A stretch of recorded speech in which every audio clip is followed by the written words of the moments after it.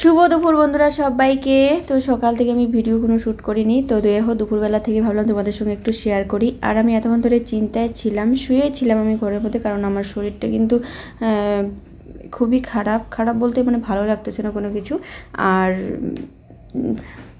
শুয়েছিলাম এতক্ষণ, ওই যে বললাম। আর আমি দেখো ওই যে বললাম চিন্তা হচ্ছে আমার, তো আমি চিন্তায় দেখো রাস্তায় বের হয়ে চলে আসলাম। আর এখানে আসে আমি রাজদীপ গেছি রণদীপকে আনতে, এখন বাজে 3টা বেজে গেছি কিন্তু এখনও আসেনি। তো আড়াইটার দিকে ছুটি হয়, যদিও আমাদের এখানে আস্তে আস্তে 20 মিনিট সময় লাগে। তো চিন্তা হচ্ছে ওই জন্যে যে একটু দেরি হয়ে যাচ্ছে কেন। আর কালকেও কিন্তু অনেকটা দেরি করে আসছিল, তো আজকে তার থেকেও কিন্তু অনেকটাই দেরি হয়ে যাচ্ছে। তার জন্য কিন্তু দেখো আমি আর শুয়ে থাকতে পারলাম না, যেহেতু আমার শরীরটা ভালো না। রাজদীপে গেছিলো আর আমার মহারানীও কিন্তু আমার পিছিয়ে পিছিয়ে চলে আসছে দেখো এখানে।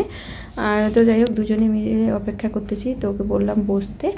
তো আমি দেখতেছি রাস্তার দিকে চেয়ে যে ওরা কোন দিক দিয়ে আসে। দেখো কালকে কিন্তু এই দিক দিয়ে আসছিল বাড়ির পিছন দিক থেকে, আর আমরা এই দিক থেকে আমাদের রাস্তা।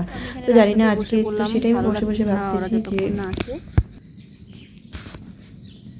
3টা 2 বাজে এখন।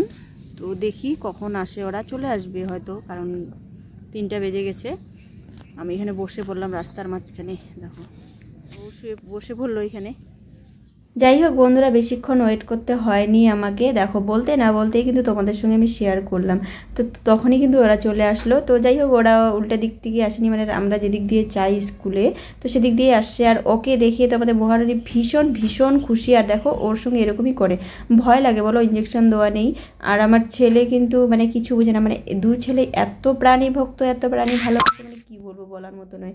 আর ও হয়তো মনে মনে অপেক্ষায় ছিল রাজদীপ আর রণদীপের, যেই দেখেছে দেখলেই তোমরা ভিডিওতে তো কীরকম করে দৌড়ে চলে গেল। তো এদিকে দেখো ছেলেকে আমি কোলে নিলাম এতক্ষণ পরে দেখলাম, তো চিন্তাটা দূর হলো। এদিকে দেখো ওর মন কিন্তু সেই ভোলার দিকেই, কিন্তু আমি যে ওকে কোলে নিয়ে যাচ্ছি আমার দিকে কোনো মন নেই। আর এটা কিন্তু রাতের বেলা, দেখো যে কাজটা আমার কিন্তু বিকালে করার কথা সেটা কিন্তু আমি এখন করতেছি। আর ওরকম করে হাঁসফাঁস করে বার হলাম, তার কারণ আমি একটু গরুগুলোকে ধুমা দিলাম, মানে এত পরিমাণে মশার মাছি। আর এই সময়টা কিন্তু মশার থেকে মাছির উৎপাতটা বেশি, আর মশার থেকে মাছির কামড় কিন্তু সহ্য করার মতো না, মানে গরুর গায়ে এমনভাবে পড়ে না কি বলবো। আর এই দেখো ওই যে বললাম বিকালের কাজটা আমাকে এখন করতে হচ্ছে রাত্রে।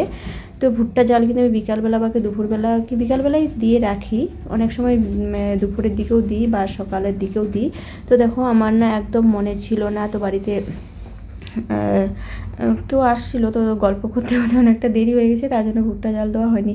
তো ভাবলাম ওর বাবা এসে গরুকে খাওয়াবে, তো ভুট্টাটা জাল দিয়েই রাখি। এদিকে দেখো গরু মানে ধুমা দিতে দিতে, এদিকে যদিও বসে জাল দিতে হয় না ভুট্টা, শুধু একটু জলটা গরম করে উতলালেই বাস। দেখো যে যা করি আমি ঢুকিয়ে দিয়েছি মানে উনুনের মুখে।